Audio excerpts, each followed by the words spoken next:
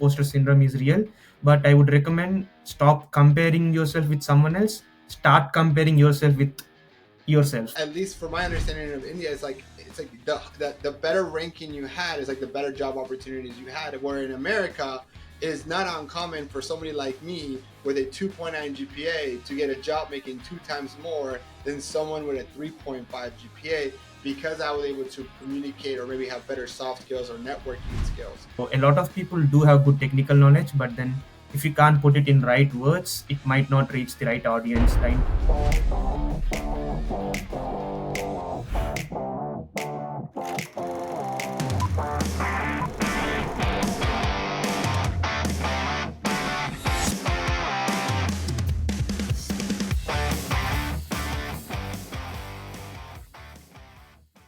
Welcome back, everyone, to the How to Get a Job podcast. Today, we have a very special guest. Bysani is here to share with us a little bit more about writing content in data analytics, getting started on LinkedIn, and some common questions that Sai answers as well. So we are going to go dive straight in with our first question. Sai, I've been following you on LinkedIn for some time. I've been seeing you grow over the years. So tell me a little bit more about your journey in building your audience. Yeah, thank you for having me. First of all, thank you for having me. To start with, I've started posting content around September 2023, so it's been almost 1.5 years since I've started. It's going great, I would say. I've met a lot of people like yourself, and then a lot of amazing people in the field of data analytics and data science. And it started because I wanted to build my network, and I also had a lot of time. I wouldn't say I was passionate. I don't want to sugarcoat it. It did happen. I happened to become a content creator by accident, but it's all worth it. Like I started posting because I had some spare time out of my work, and then I started posting about job search, data analytics, and data science. Then I saw an opportunity to. Then I got to know there's something called personal brand. There's something called content creation. Then I thought, okay, why not give it a shot? And then I started being consistent and posted regularly, and that's where it started. And then here I am after 2 years. Sai, first of all, and I said this before we hit record, I just want to congratulate you for your journey in the last 2 years. And I know from somebody looking from the outside looking in, it looks like it's been a perfect journey, right? Of like graduating from college, being an international student, transitioning to a full time job, and at the same time as you have an amazing full time job, being able to build your personal brand as well. But as I know from my journey and from other creators, it's never a straight line. Tell us a little bit more about like your journey and also like, some of the learning lessons that you learn along the way. Yeah, sure. As you mentioned, it's not easy, and also being an international student, especially from India, it's never easy. So we're an immigrant, so we need sponsorship. That's one of the main issues. So to start with, I did my master's in data science from UConn, and I've graduated in May 2023, one of the toughest markets to graduate. And then I was a fresher. I didn't have any prior experience. I didn't work back in India. So I graduated in 2020 from bachelor's and moved to United States directly to pursue my master's. So graduated, the market was bad. I was a fresher, so a lot of things were going on also with the sponsorship thing.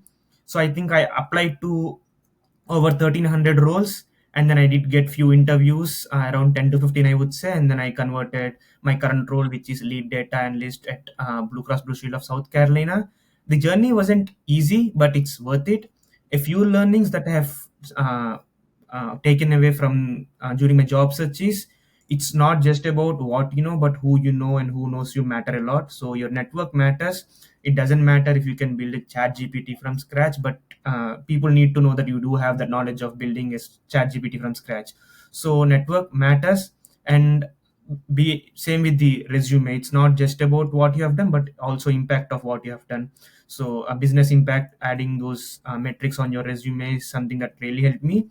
And getting a lot of mock interviews. So a lot of people do have good technical knowledge, but then if you can't put it in right words, it might not reach the right audience. The interviewer or the stakeholder or the person in the interview, they need to understand what you're trying to say, and then you need to make it conversational more than Q&A.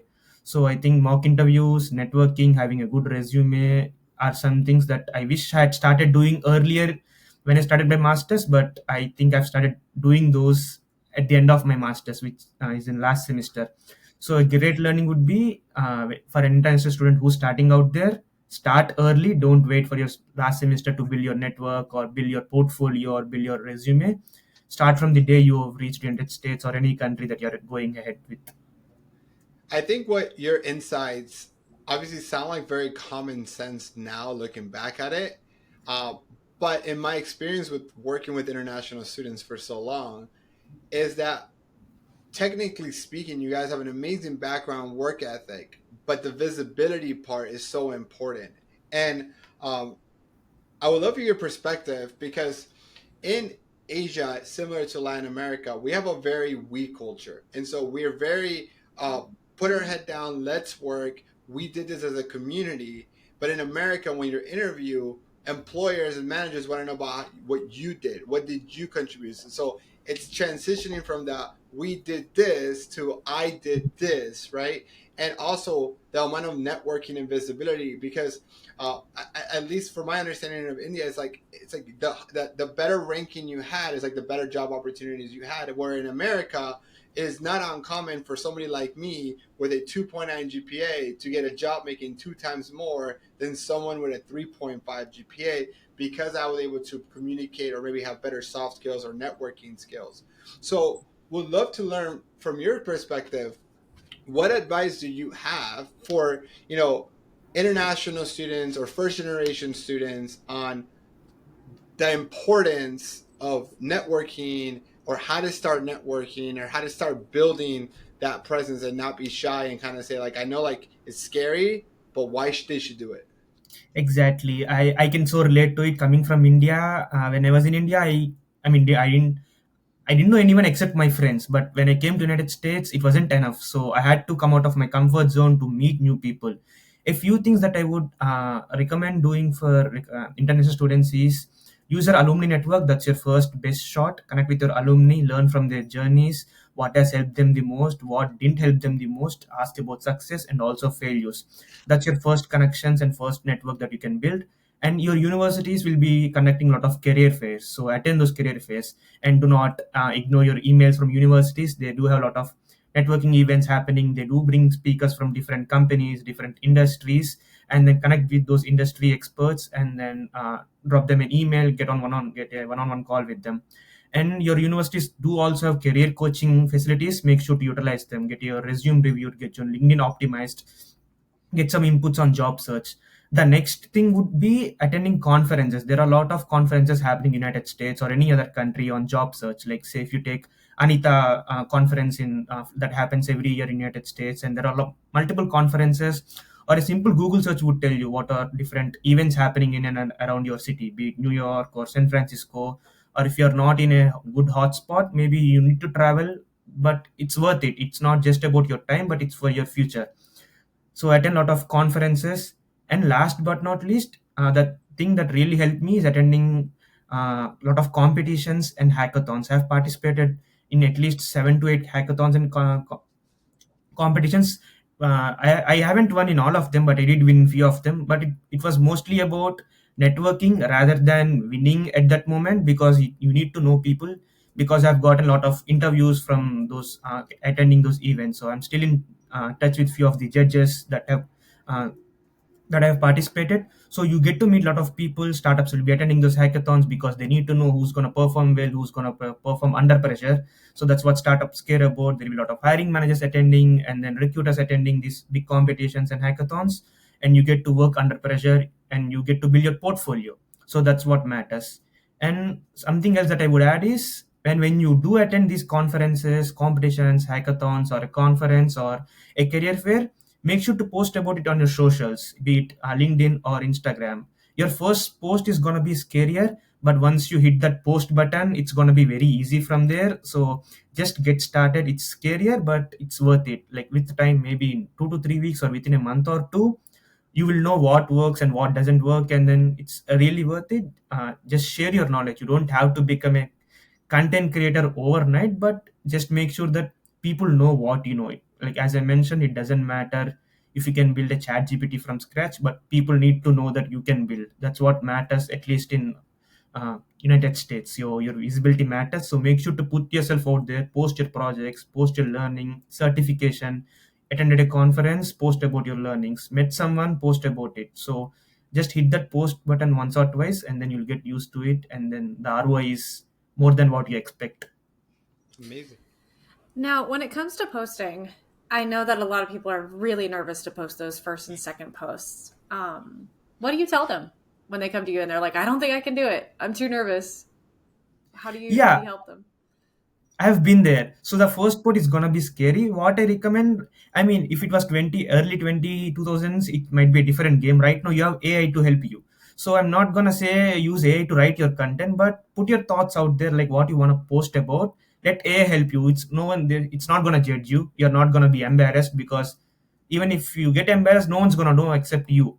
So AI is your best friend in 2025. So make sure to utilize it. Put your or ask it like I'm so and so, I'm doing my master's at UConn in data science, I'm looking for opportunities in data analytics and data science space. What would you recommend me posting on LinkedIn? I haven't made a post. So it's your free therapy also, if I would like to add that point. So that's something that I would say. It can be anything. It can be about conference or a simple, you can share your master's journey. What are the courses that you have learned? What did you learn from them? Which professor did you like the most, or what project has helped you the most in your learning journey? So it can be anything. You just have to hit that post button once or twice, and it's addictive, trust me. I mean, that's the reason all of us are here, so it's addictive. Yeah. My follow up question to you is like, what do you recommend when people have imposter syndrome, though? Imposter syndrome is real. There will always be someone who's at ahead of you, or who's more knowledgeable than you, or who has done better things than you. But what I would recommend is compare yourself with T minus one. Like, where were you yesterday? Where are you today? Are you better person today than yesterday? Then you're doing far better than 99% of the people out there.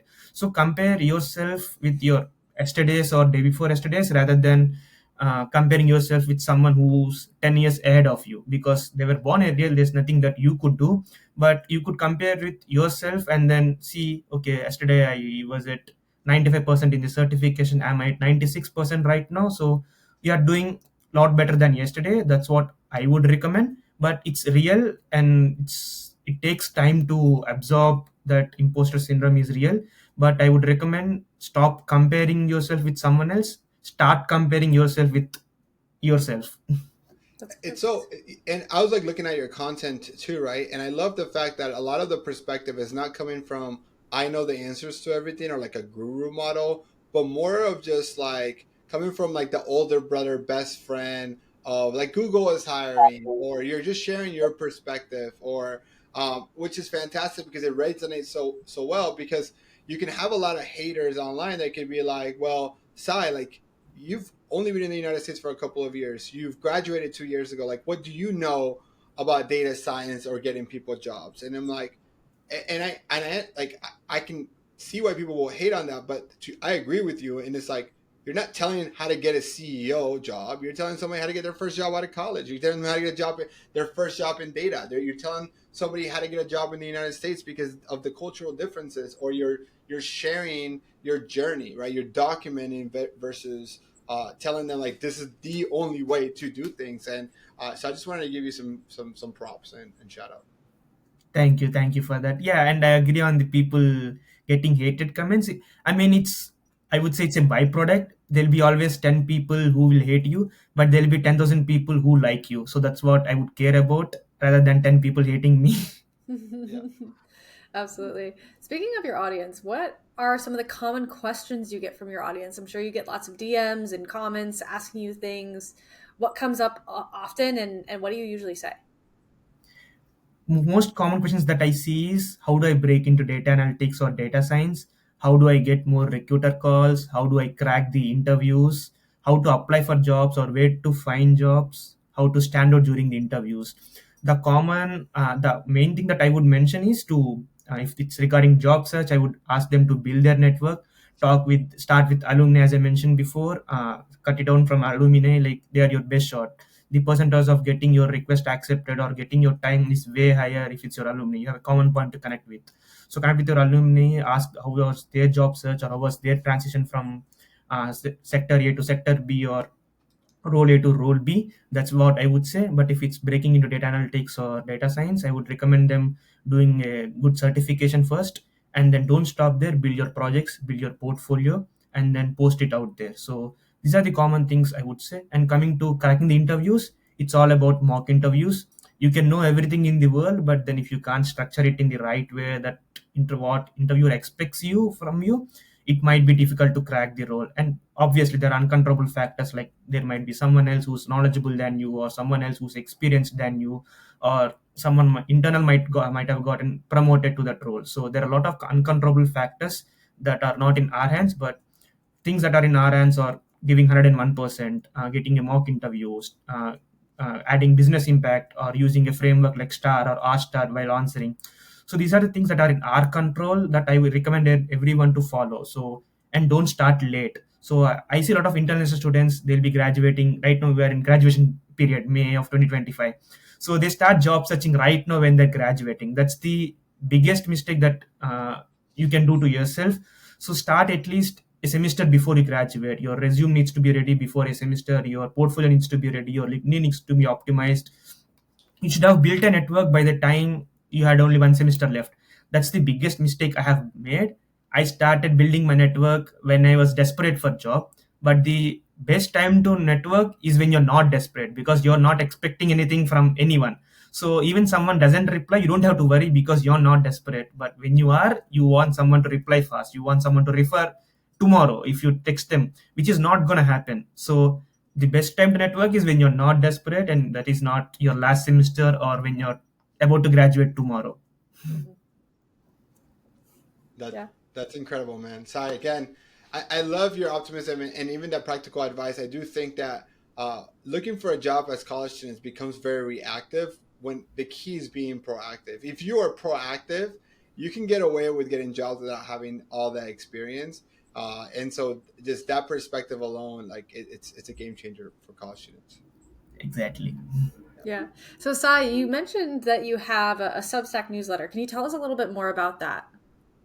Yeah, I have started my Substack newsletter, I think 1.5 months ago. It's been going great. It's called the Data Hustle, where I post a lot about job search, breaking into data analytics, data science, how to crack interviews or how to get into these fields, how to stand out, be it in your role or be it in your interviews. So it's a week. I send one newsletter weekly, and I think I've sent almost around eight newsletters in almost 6 to 7 weeks. So it's been going great. So if you would like to know more about it, the link will be in the description. Yeah, that's exactly right. It will be. Another thing we're going to link in the description is your LinkedIn profile. And when I came to your LinkedIn profile, one of the first things I noticed was that you have a completely free 10-day course for interview prep for data analysis. Does someone need to have an interview already to be a good fit for that? Or who is a good fit for that? I think anyone who's trying to break into data analytics is a good fit for that. You don't have to prepare for interview when you have an interview, because you never know when you're gonna get an interview. Like a recruiter might call you tomorrow and say you have an interview day after tomorrow. So you gotta be prepared every day. So I would recommend anyone who's into data or who's gonna look a role in few months from now is a good fit. So the free 10-day course covers recruiter round, Excel, SQL, Python, Power BI, A/B testing, statistics, behavioral question, one day, one newsletter per day for 10 days. So you're gonna get it 10 newsletters 10 days. So it's gonna be amazing. I would recommend take notes of it or take screenshots or make a book out of it, and feel free to share your learnings on LinkedIn and feel free to tag me. And just like we've been talking about, proactive instead of reactive, right? And often when you actually start to learn those interview skills and you get confident in those skills, you'll actually get more confident in your applications and your networking as well. So absolutely love that resource. Daniel, go ahead. Sorry, I cut you off, buddy. No, I was gonna say like it's so awesome to see this full circle because about 2 years ago we were actually chatting about potentially working together and just to see you not only getting the job but now being able to grow your audience and give back and have that 10 day free course is incredible. And so I will definitely link both your Substack and your LinkedIn profile so they can get access to both of those things. But Sai, any last final piece of advice that you want to give the audience before we wrap it up? Yeah, one piece of advice I would say is the like start networking. As I mentioned, it's not just about what you know, but who you know, who knows you matter a lot. Do not care about what third person might think. Just hit that post button. Make sure to increase your visibility. Start creating content. So it helps you a lot, because in this tough 20 that market in 2025 is very tough and competitive. So it's not enough just with the technical skills, but your soft skills, your people skills, your visibility. So it's the combination that matters rather than just your technical skills. So put yourself out there. Don't be scared. You just have to make your first step, and then it's going to be addictive from there. Amazing. Sai, thank you so much for being here. I appreciate it so much. If you're listening to this podcast or watching this podcast on YouTube, if you haven't already subscribed, what are you waiting for? Give us a thumbs up. And if you could do us one favor, if you know one person in the data space that knows that they needs help getting a job, don't forget to share this episode in Sai's profile. Thank you all so much, and I'll see you guys all on the next episode. Bye, everyone. Thank you.